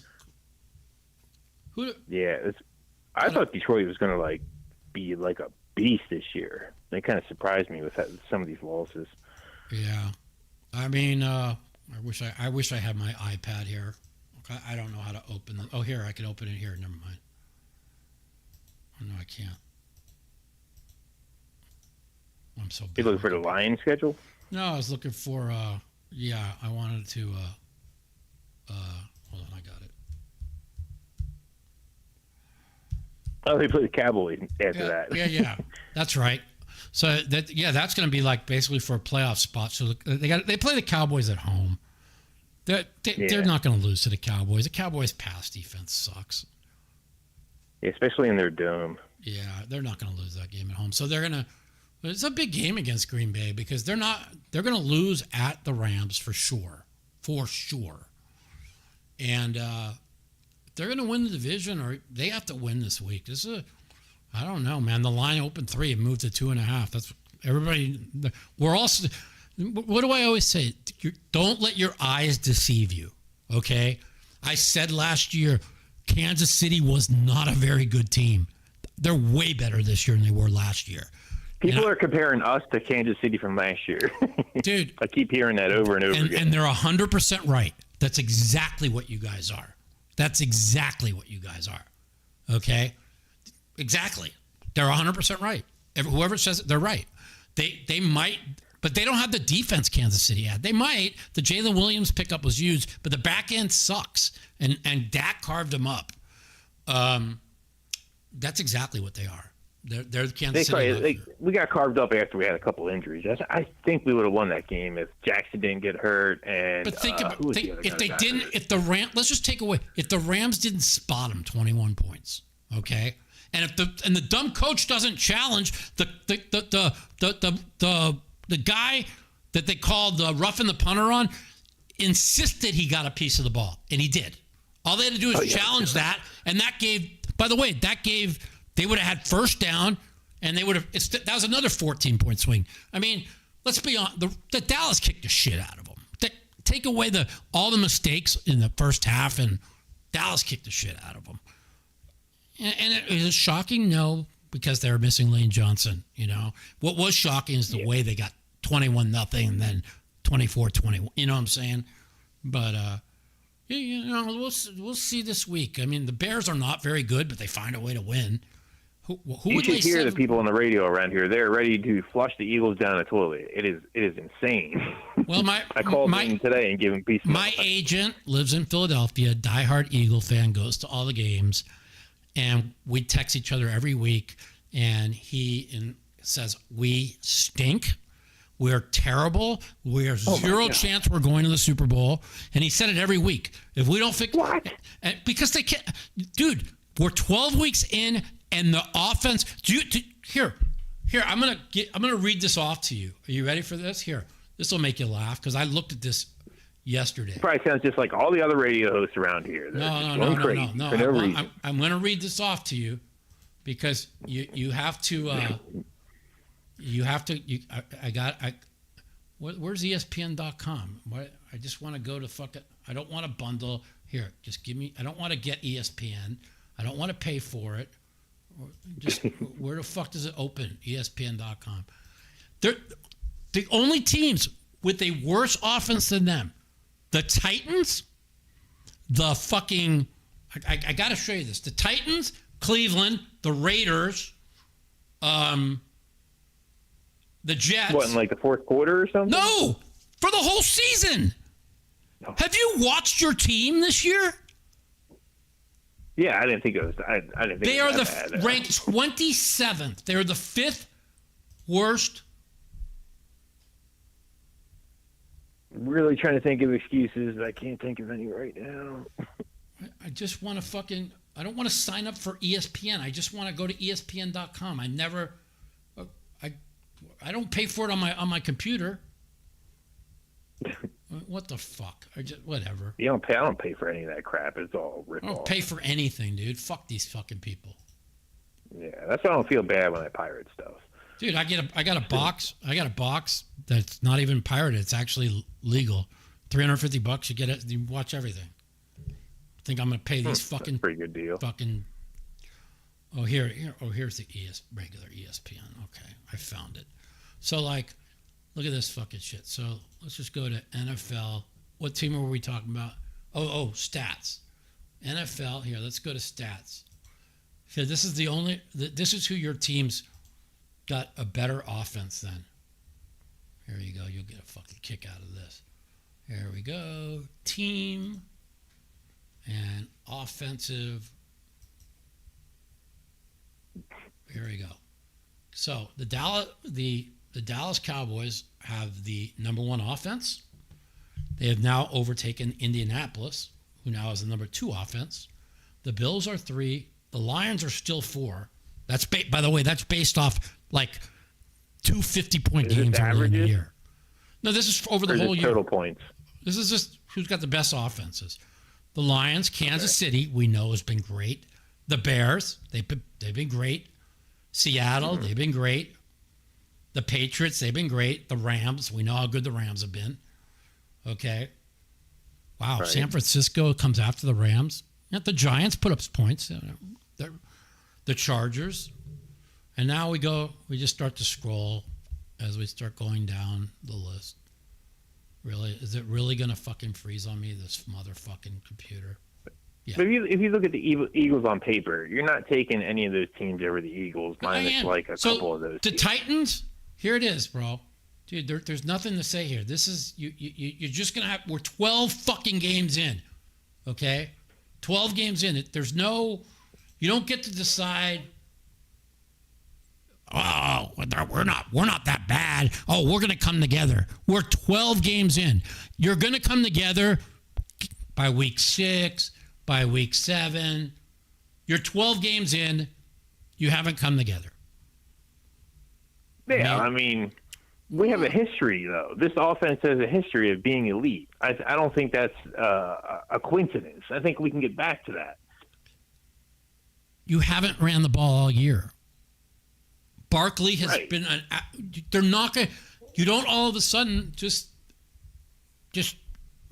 turn it on, you know? It's just my computer's going slow. That's what it is. I just really want to go with this fucking. I still believe in them on paper. If you look at them on paper, they have one of the best offenses in the league. I know the numbers say otherwise right now, but eventually, on paper, when we get back to form, what is paper? The Mets on paper had the best offense in the league. They didn't make the playoffs. On paper, yeah, but we won the Super Bowl mean? Last year. We have a history of being a good offense. It's not like we've never done it before. So, I don't know. I still believe in them. I think people are going a little crazy about the Eagles, especially around here. And I'm actually playing poker with a couple of guys. The Titans are the worst offense in the league. The Titans are the worst offense in the league, followed by the Browns, okay? Followed by the Raiders, followed by the Jets, followed by the Vikings, Oh, wow. They actually moved up 3 spots this week. Followed by the Saints, followed by Miami, and the Eagles have moved up from they were the 5th worst starting the week this week. Well, but they had 21 points. How do you move up when you get 0 points in the last 3 quarters of a game? I don't know. Yeah, they had a bad half. Dude, the Panthers are ranked 2 in front of you guys. That's wild. Yeah. The Ravens are in front of the Panthers by 1. The Texans are 4 in front of you. Have you watched that offense this year? Yeah, Stroud's just terrible. So you're 11 games in. I thought we were 12 games in. And listen, the thing is... We got 6 games left. Sweet. I mean, listen, the 2 against Washington, whatever you see, whatever they put up against Washington, just throw those out the door. Those mean nothing. Okay? Whatever they do, they play... They play 2 of their last 3 are against Washington, so that's a nice little tune-up to get the offense going. Yeah. So you got Chicago this week against a defense that's, like I said, they're the 3rd worst defense if they don't get turnovers, and they're missing. They were missing 5 defensive starters yesterday. I can't see more than a couple back on Friday. Then they play at the Chargers. That'll be the deadest under game ever. They play home versus Vegas. So home versus Vegas and that's the 2 3 wins right there. And 2 Washington games are meaningless. So don't get excited, okay? Even if they go to Buffalo and lose and score a lot, don't get excited. The Bills' pass defense sucks, okay? If they could go to the Chargers, who has one of the top 5 defenses in the AFC, and they could put up points against them, then you could get excited. So, boy, you really do have a fucking soft schedule going down the road here. I mean, yeah, that's what I'm saying. They have one. I'm thinking they have 1 loss left, and that's it. And all LA has to do is lose 1 or 2 more games, and we have the tiebreaker against them. So the only thing that really has to happen is LA has to lose 1 of those games. Just remember this: I think the Eagles will be fine. 1 in 10 when Lane Johnson doesn't play, and they're laying 7 this week. He's either going to be back week 17 or he'll be back for the playoffs. But the thing is LA has to come to Philly. They're playing a Bears team that's won. They're playing a Bears team that's won 8 out of 9 with no Lane Johnson. Yeah, but their defense is terrible. I'm not worried about the Bears at all. And they do lead the league in takeaways. You know, but I agree with you. Unless Barkley fumbles the ball away, I'm not really worried about it. They can't run the ball without Lane Johnson. So, you know, and every time somebody throws the ball, they throw picks against the Bears defense. I don't know. Dallas' defensive line is looking a lot better, though. I have noticed that even before they played the Eagles. I thought their defense was coming you mean they look so bit. good against the Raiders? Oh, you mean the same Raider team that fucking Shador Sanders carved up on the road?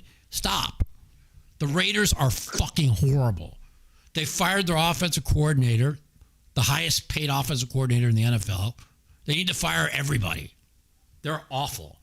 So this is a big game this week. Like, I think they're way better than the Bears. I think the Bears are the worst 8-3 team in the NFL. But all they do is win, and you can only win against the teams that they put in front of you. You know what I mean? Yeah, we weren't saying that about the Eagles when they kept winning. Well, because the Bears aren't supposed to win. They're winning games they're supposed to lose. That's different, right? And the Eagles were winning games they're supposed to lose, but teams were giving away games to them. You know, the Super Bowl champs that returned all 10 offensive linemen from last year, all the starters and the backups for that offense, and they can't score.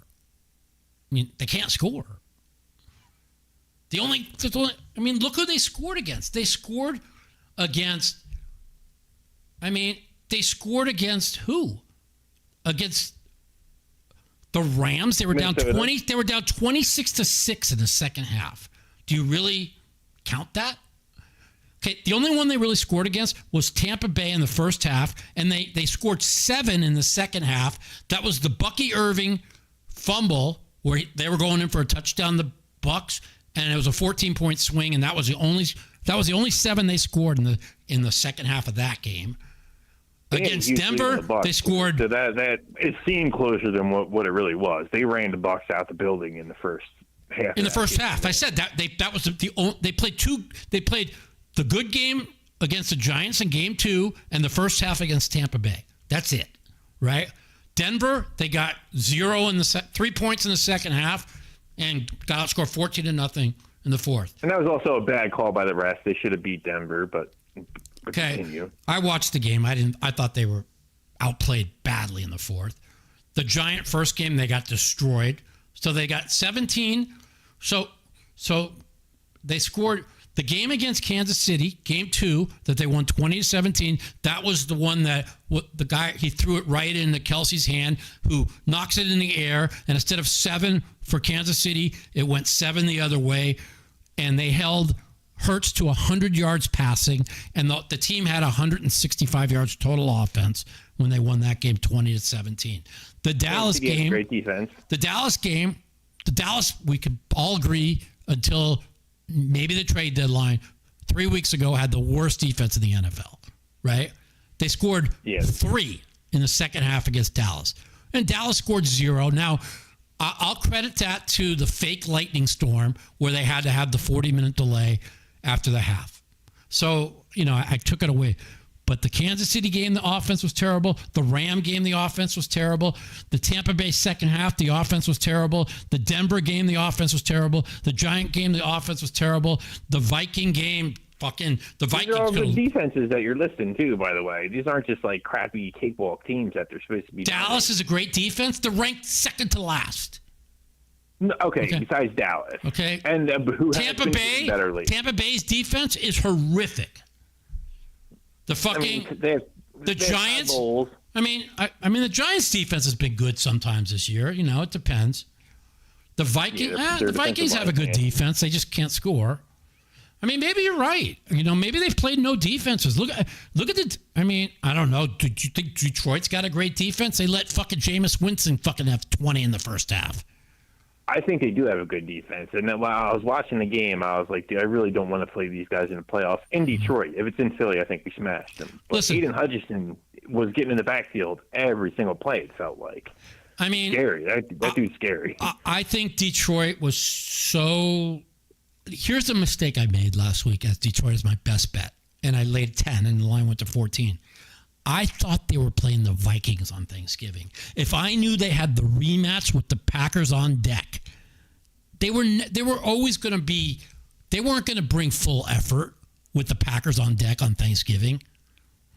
I mean, they did once they got down. Home? What's that? Is that a home game for Detroit? They're always home on Thanksgiving. Them in Dallas. Oh, yeah, that's right. Yeah. So that's the mistake I made. I would have never had Detroit last week because I thought they would win, but I would never have had them to cover a big spread if I knew they had the Packers for the division on deck. And there's an overreaction here. I think Detroit is a side in this game. There's an overreaction to the game against the Giants. That's why this moved to 2.5. I mean, their offense has struggled, though, and that Packer defense is really good. Yeah, Jordan Love's a little overrated, though. I think them losing Tucker Kraft really hurts them, bro. Really hurts them. Yeah, they lost a lot of players on offense. Jaden Reed. The thing is Kansas City, great defense. Rams, great defense. Denver, great defense. And Minnesota, pretty good defense. Giants, I think, have been really good, their defense, most of the year. Green Bay, great defense. Home against Detroit, there was a horrible fucking weather. So, maybe you're right. Maybe it's just they played a lot of great defenses, but Dallas isn't a great defense, man, and they were terrible.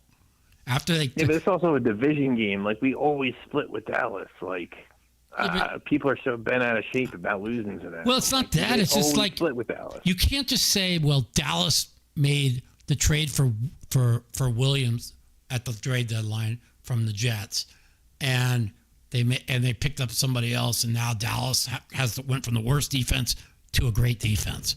You know, if I got shut out by stopping the run, they look much better stopping the run. Well, yeah, the guy they picked up, Williamson, that they picked up the Jets, did wonders with the run game, and they were missing Lane Johnson. I think there's a little bit of an overreaction to that, you know. But what would worry me more than anything is where's Philly struggled. Their pass defense has been like dog shit all year, except for those 2 games against Green Bay, no Tucker Kraft, and against Detroit in a 40-mile-an-hour windstorm. So, like, we got to throw those out the door. And they lost to Dory Jackson. I'm not sure if he's going to be back this week. If they beat Chicago like 35-14 this week like they're supposed to, then I would say the sky's not falling. But if they lose to Chicago this week, all bets are off. I don't care if I agree with that. You know, if they play like a 20-17 game against the Bears defense, then I'm, you know, the more I think about it, I can't overreact either. They have a 7 on this game for a reason. One team's won 8 out of 9, and they're 7-point dogs to a team that hasn't been able to score against anybody, and they're missing the best offensive lineman. So Vegas ain't stupid. You know. Now that I'm looking at this schedule again, I think the Eagles actually could win out. They're going to probably lose to the. Well, it depends. Like, it's really important to find out who. See, if the Rams. I'm sorry, if the Chargers are bringing back some offensive linemen, they're just going to rest them the week against the Raiders, right? And they'll be ready for the game against the Eagles. So, which is next week. Interesting. That's why this line went from 10 to 9.5. Because I couldn't understand, like, who's betting? I'm like, who's betting the Raiders coming up with the Chargers coming off a bye? But this makes sense with the Eagles on deck. Interesting. Yeah. If the Eagles win big against this week, you know, I think they definitely could. If they win these next 2 games, they're going back to the Super Bowl. I had no doubt in my mind. They're not beating the Rams, bro. The Rams would have to. If it's in Philly, they'll smash the Rams. They were in Philly last year, and they had a 1 block assignment away from being beat. The guy was wide open, but the guy missed his block on Jalen. What, on like 4th and whatever to end the game? Well, the guy was wide open. If the guy gets the block, it's a walk-in touchdown. I'm just saying the Rams are way better, dude. The Rams are better. Way better than when the Eagles are on the game. When the Eagles are on the game, and I'm telling you, the Rams are looking a lot better. They're getting better every week. Dude, they played Philadelphia in Philadelphia. Good, nobody's beating them. They played them in Philadelphia, and I don't care that Philly won that game. They got the shit kicked out of them. It was 26-6, and the Rams quit playing. And they had to have 2 blocked field goals to win the game.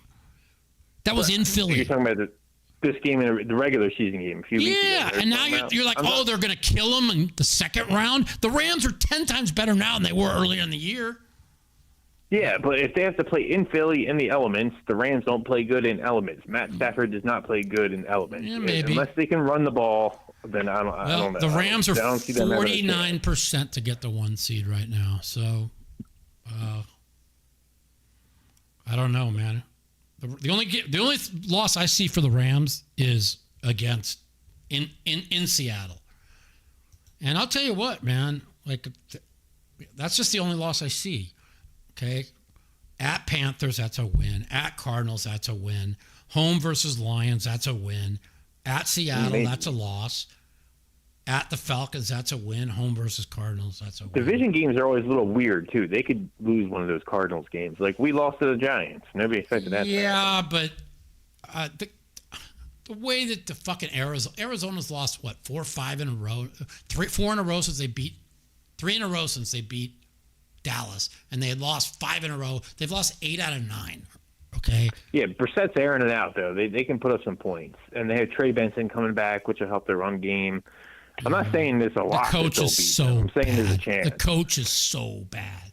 Did you see that yesterday? They got a first down at the 9-yard line with a timeout left, and don't call the timeout with 25 seconds. They let it run down to 5 seconds, and they kick a field goal. Like, I had Brissett on my fantasy team. I was if he calls timeout there, they get 3 shots at the end zone. I don't even get it. That was my biggest bet, by the way. All right, man. I'm going to see if I can get another call. Okay. All right, listen, bro. Have a good Thanksgiving. My friend, my agent's a big Philly fan. I'm not a Philly hater. I hate Kansas City, but I'm not a Philly hater. But all year last year, I said nobody was beating the Eagles. And I'm telling you right now, the Eagles are not going to the Super Bowl. I'm sticking with Rams and Indy in the Super Bowl, and I believe Indy's going to win it all, and I'm not going to change my mind. And if I'm wrong, I'm wrong. If LA has to come to Philly, it's not happening. Yeah. If Philly has to go on the road to LA, I only had a dream I only had a dream in week 2 that the Colts won the Super Bowl and bet them at 40-1. And so, awesome. and forget my dream. I know what I'm watching. Run the ball, stop the run. I know when DeForest Buckner gets back that now all of a sudden you saw how they shut down fucking Mahomes yesterday for 3 quarters. I mean, yeah. But we'll see. All right, my man. Take care. All right, bro. Have a good holiday. You do. Take care. Happy Thanksgiving. Later. All right, man. See it. All right. 702-329-0480. Anyways, how's it going, guys? Sorry. I wasn't looking at this. I was looking at schedules and stuff. I don't know about under. I can never go under in a Bears game, but who knows? Listen, the one thing I know about the NFL is don't overreact what you see one week to the next. And it's easy to overreact. But when Vegas puts a 7 on a game with a team that's won 8 out of 9, the Eagles will probably be the right side there. But I don't know. I could never lay 7 the way that team's offenses look. But they have played all the best defenses in the NFL, except for Dallas. Second half against Dallas, they scored 3, and last 3 quarters, they got 0. I don't know. We'll see. 702-329-0480. I'll take one more call. If not, I'm going to go chill out. So if you haven't listened, the Fade Us Sports Podcast will be out Wednesday. We will be recording it tomorrow, and I'm going to go study games. And without injuries, it's tough. But I will be able to give you an idea what I think about this week. And I don't know, man. To me, Kansas City to me is miles better than Dallas. But it's a short week off 2 brutal games, so I don't know. A lot of people like Dallas. Listen, the reason why Kansas City could lose this game, it's not because Kansas City's not miles better. It's because they have just played back-to-back games, probably the 2 most physical games they played back-to-back maybe in the last 5 years. That Denver game was a brutal defensive game. Same with this Colts game. And now you got to go on a short week on the road to a team that's sky high and believes they could beat anybody. It's a big game for Kansas City, man. That win against Indy means nothing if they go and lose to Dallas this week, and now they're sitting at 6-6 because, they got Denver once, the Chargers once. Who else do they got? Kansas City's got a pretty easy schedule, I think, going away. But I'm not sure. I don't feel like looking it up. My thing went off. Oh, here it is. Let's see. Kansas City has...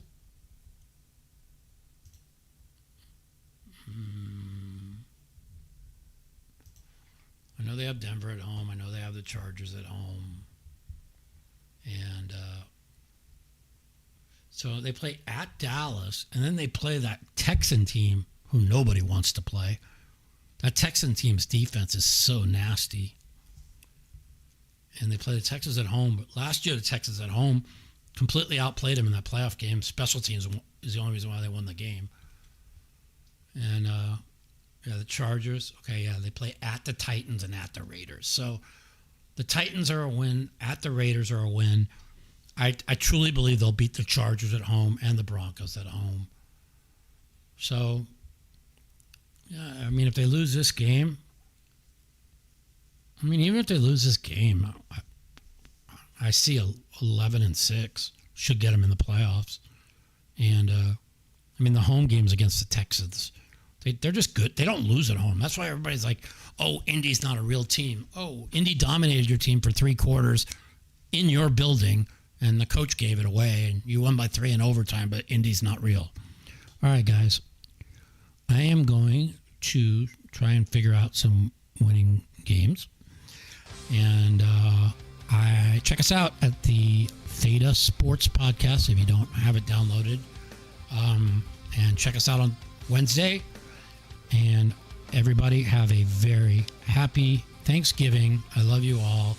Thanks for listening to the Mouthpiece. And hopefully I'll get out of pain and poker will get going. And just talking to you guys just kind of got me out of pain and makes me feel a little better. So have a happy Thanksgiving, everybody. The Mouthpiece.